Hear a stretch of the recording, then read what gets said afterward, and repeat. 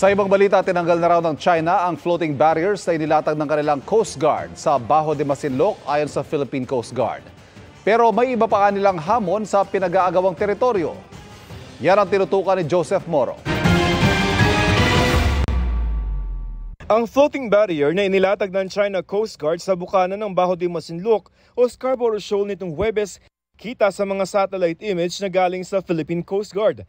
Sa isa pang litrato, kitang-kitang nasa loob ng lagunang barko ng China Coast Guard at tila gate o tarangkahan doon ang floating barrier. Naroon ang naturang barrier ng mamahagi ng supply nitong Huwebes, ang BRP Dato Tamblot ang Bureau of Fisheries and Aquatic Resources o BFAR sa mga mangingisdang Pilipino roon. Based on the satellite images that we have been monitoring, they are anticipating that the Philippine government vessels will attempt to enter the lagoon in Bajo de Masinloc. Setyembre nung nakaraang taon, may nakita ring floating barrier doon ng China na pinutol ng PCG.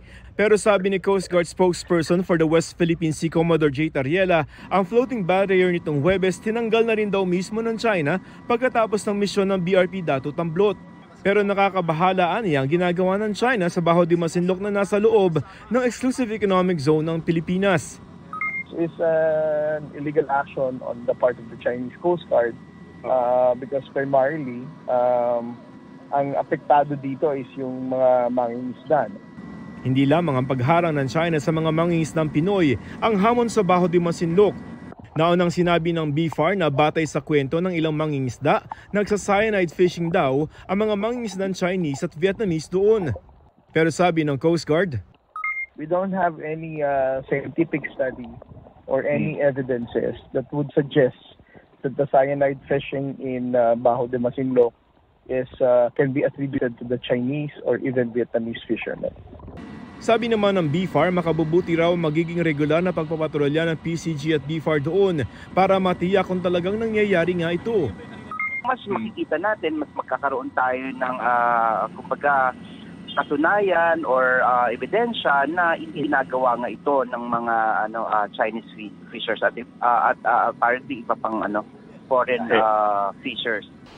Sinusubukan pa rin ng GMA Integrated News na makuha ang reaksyon ng mga embahada ng China at Vietnam sa umano'y cyanide fishing sa Bajo de Masinloc. Sa Ayungin Shoal at Rectobank naman sa Kalayaan, Palawan, ayon sa mapagkakatiwalaang source ng GMA Integrated News, matagumpay na nakapagsagawa roon ng maritime patrol ang BRP Cabra at BRP Sindangan noong February 16 at 17 nang hindi hinaharangan ng China Coast Guard. Para sa GMA Integrated News, Joseph Morong, nakatutok 24 oras. Mga kapuso, patuloy na tumutok sa mga balita. Mag-subscribe sa GMA Integrated News sa YouTube. Sa mga kapuso abroad, samahan niyo kami sa GMA Pinoy TV at www.gmanews.tv.